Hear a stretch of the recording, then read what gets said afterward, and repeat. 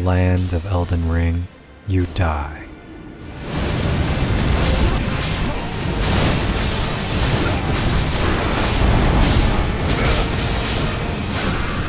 Difficult would be an understatement.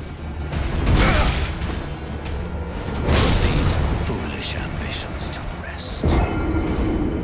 So maybe you're wondering, why is such a punishing game widely revered as possibly one of the greatest of all time?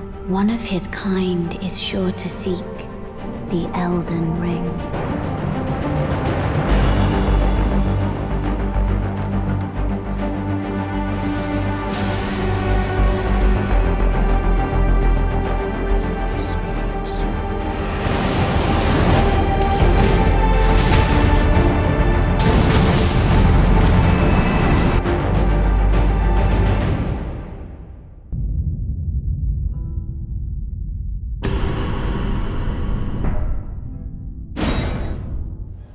Hi, I'm Tim, and this video is my analysis of why Elden Ring is such a memorable experience, loved by so many. Brainchild of renowned From Software president Hidetaka Miyazaki and legendary author George R.R. Martin. Elden Ring is a massive-scale, medieval-esque open-world RPG steeped in magic, madness, and death. You begin as a lowly tarnished, a wayward soul, maidenless, cast aside from the grace of the great Erd Tree. You set out on a long and winding journey. Defeat the demigod shardbearers and seek the Elden Ring. Become Elden Lord. You adventure through a fantastical world known as the Lands Between, a vast array of regions comprised of dark woods, underground starscapes, volcanic wastelands, snowy tundras, hellish deserts, and everything in between. Well played, good son. Well played. Every locale is stunningly imaginative, home to a diverse arrangement of twisted, nightmarish creatures, waiting to mark your end in countless horrific ways. Join myself and King as remedy. Together we will devour the very core. These lands are brimming with utterly horrifying, yet impressively cinematic and gothically beautiful enemies. Renala of the Full Moon. Underneath it all courses a deep and complex lore, interwoven by dozens of NPCs and hundreds of individual items. This all coalesces into an overarching narrative that unfolds as one roams the Lands Between, forging a unique path through chaos and death. This is all an extension of one of the game's core philosophies: freedom. Elden Ring grants complete freedom. Freedom to explore and pillage, to roam and to kill. There is no hand-holding, nor are you forced into any specific playstyle. Craft your build to your exact specifications. Do you want to be a glass cannon, a powerful yet fragile spellcaster? How about a berserk, greatsword-wielding tank? Or maybe a samurai mage with a penchant for madness? In Elden Ring, the choice is yours. Shape and mold your tarnished over time, while you grow and evolve alongside them.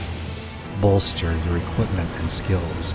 Take on bigger, stronger, deadlier enemies. This sense of autonomy is also a key element of the game's vast open world.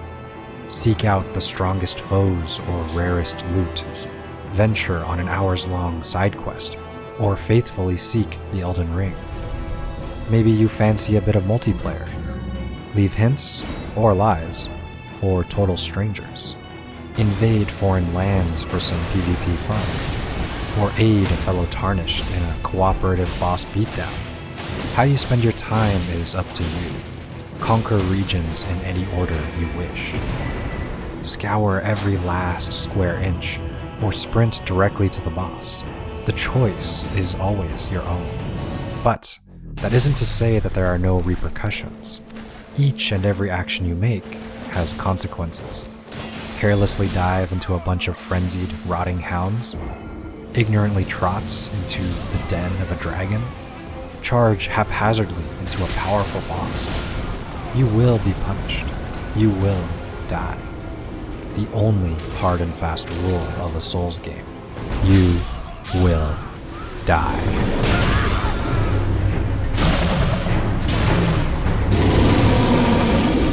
And so now maybe you're thinking, but isn't Elden Ring just too hard? Sure, exploration is fun and lore is great, but it's just too damn hard. I can't possibly have the patience for all of that. Well, hold that thought. Sit back for a moment and let me tell you a little story. Greetings. Elden Ring is my first Souls game. After a few hours of progress and repeated deaths, I felt that I had a fun yet challenging experience, but nothing particularly rage-inducing had occurred yet. That is, until I approached a certain castle in the distance. Foul tarnished. Enter Margit, the game's first major boss and guard of Stormvale Castle.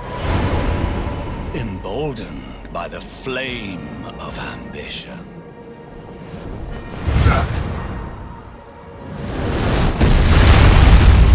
Significantly more challenging than almost any enemy in previous regions. Boss-sized health bar, a diverse two-stage moveset, and significantly stronger attacks. The game's first real fight. Finally, a challenge worthy of the ambitious Tarnished. Even looking back now after my 50+ hours of playtime since, Margit holds a special place in my heart. Not because he is specifically more challenging than other bosses, but rather because of my own weakness. I'm not talking about my armor, weapons, or character level. No, I'm talking about my skill. You see, Elden Ring's core gameplay mechanic is to educate through experience, through suffering and defeat, and Margit is one of its most critical professors. The game's first real boss, gatekeeper of not only Stormvale Castle, but the rest of your playthrough. Only by defeating him will you have any hope of completing the rest of the game. And now, once again, you are faced with choice.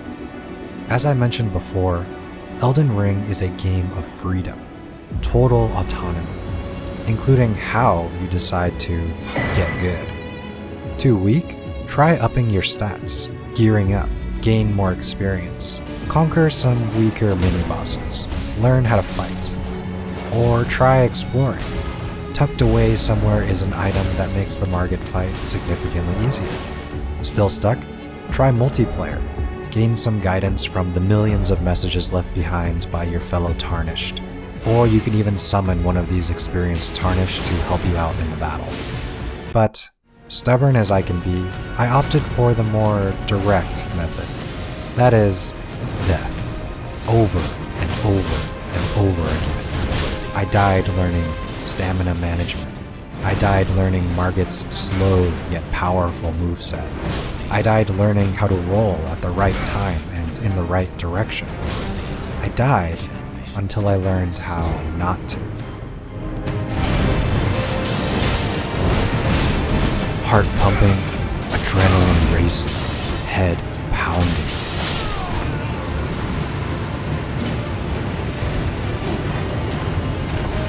Great enemy fell. A triumph. Something that had seemed impossible almost 2 hours earlier was now a reality.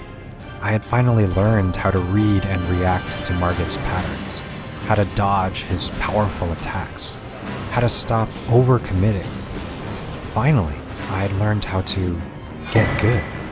And this is what makes Elden Ring, and Souls games at large, so uniquely entertaining and satisfying. The constant cycle of failure doesn't exist solely to punish you. In fact, it exists because of how you feel when you come out the other side. And don't just take my word for it, hear it from the man himself. I do feel apologetic toward anyone who feels there's just too much to overcome in my games. I just want as many players as possible to experience the joy that comes from overcoming hardship. In our games specifically, hardship is what gives meaning to the experience. So it's not something we're willing to abandon at the moment. It's our identity. Hidetaka Miyazaki. And all throughout this game, I am time and time again reminded of this.